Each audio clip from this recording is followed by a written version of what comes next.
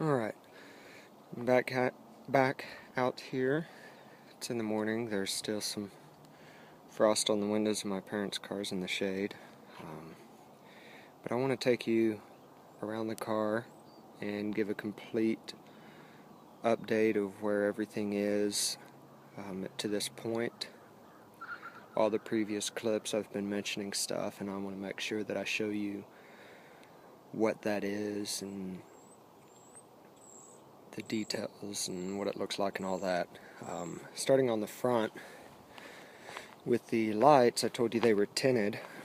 This is this is the VHT tint. I really like the deepness of it, how it's dark and all that. However, you can see on the clearance light there how it's a different, the shade varies. It is a problem with aerosol. It's very, very difficult to get it a consistent shade. As well, you can see it's starting to peel. And I'm not too thrilled about that either. So I'm going to be scraping it off.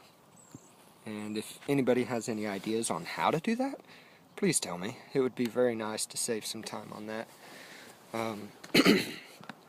Also, I have the bow ties black vinyled on both front and back, and I'm kind of going with a, as you can tell, black out everything but the chrome trim and kind of give it some accent. I'm going to be, Race Smash offers a stainless steel woven grill for the entire grill and for the fog light bezels.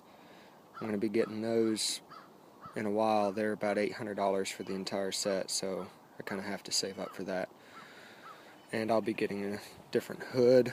There's, as you can see right here, the road I drive on, it throws stuff up, and it's a very dirty road. I drive down a lot of, it's a rock quarry road, which makes it very dirty. Alright, under the top here, get it held up. Under the top, I don't really have much going on. There's a few upgrades that I'm going to be doing. The first one that I have is the DDM Works cold air intake, which looks like I need to kind of blow that off. Saturday's a good day for that.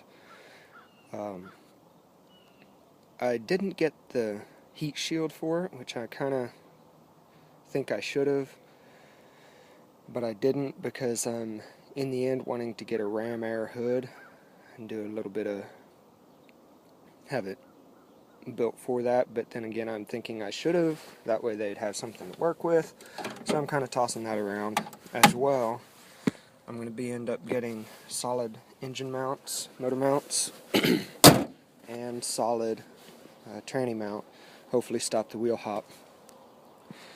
And this is early morning, so you can see the tint, you can see my dash log chain my uncle carved, but I've got a 5% eyebrow, 5% on driver and passenger doors, 2.5% on the back window, and 2.5% on the hatch.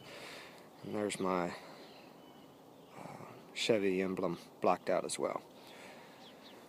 I've got a lot of plans for it, but I start with what I can. Got a girlfriend, so you know the money they cost. Even she says that girlfriends are expensive. Now I'm trying a different tint on these back lenses, and so far I like them. Right now it's only at about a 20%-ish, and it's a vinyl, just like a window tint, but it's waterproof vinyl, well, quote-unquote waterproof, nothing really is, but anyway. And so far, I really like it. I'm going to be putting another layer on it after, I don't know when, whenever I have time, being a student and working full-time. But anyways, and then my exhaust, which is super dirty. And I've got a clip of the entire thing the day of that it was put on as well. Getting under the back here, I've got the, let's see if I can reach it. Under the back axle, I have the DDM Works axle brace put up in there. I noticed a big difference with it. It was just a lot more stable. There wasn't a crazy amount of body sway reduced, but it was more stable and more civilized. And then, oh mercy, I forget the brand. I think it's ZZP. I got their sway bar, and I did notice a significant difference with it. It reduced. It's your normal sway bar. You have an extent of body roll, and then it gets its max twist, and it pulls, either maintains or pulls you back down depending on the momentum you're holding. And I've tested it fully, and it does work. Here's a little clip of my exhaust. The Cook's racing muffler. It's 3-inch in and out. I got 2 1/4 going to it. That way we have good axle clearance, and kind of wish we could have went with at least 2 1/2, but he didn't recommend it, and being as it's his job, I kind of trust him at that. And then you can see on down there the exhaust, but I've got that in a different clip. So, and then, oh mercy, I like that sunlight blinding me. Alright, and then inside the car, I have LED strip lights under both driver and passenger side. I'm going to need to get it redone because it's starting to peel, and I did it myself, but I think I'm going to have someone else do it. I don't like how they are visible, so I'm going to have someone else put in recessed, have it professionally done, depending on the cost. If it's too crazy expensive, then yeah, not going to happen. So here's the 5% with the sun. I don't know if that kind of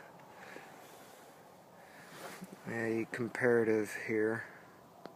I don't know if my phone will focus accordingly. There's with it focused on outside. There's with it focused through the window. Got the reflection of the ground on it. Also, my sunroof is tinted at 5% as well. Let me get the key so you can see this. I got the DDM Works SCR 8040.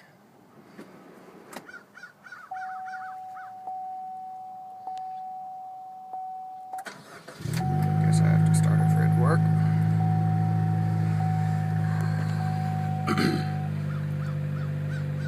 And kind of hope you can hear my exhaust. It sounds pretty good cold. It's definitely a deep rumble. Actually, while that's loading, you can kind of hear it. It's not outrageous, but it does have a noticeable tone and drone. Getting it down on level, it's significantly louder. There, it just warmed up a little.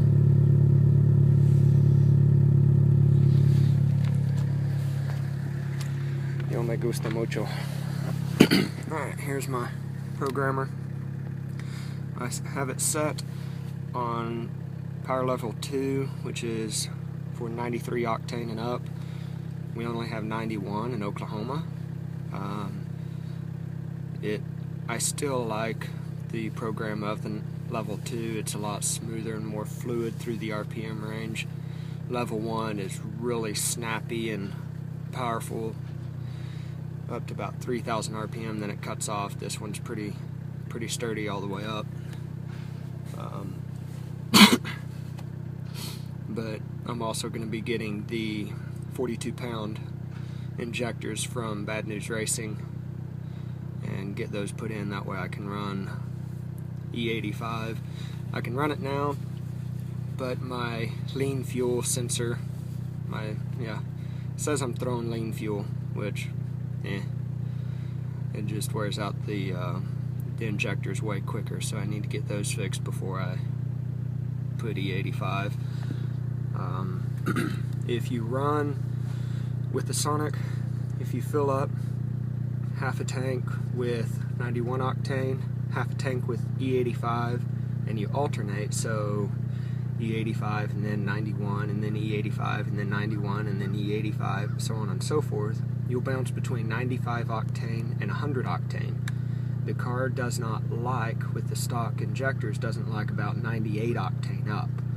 So if you can keep it below 98 octane, it's decently happy. I have nothing to prove it's 98 octane, but that's kind of what I've guesstimated, if you will.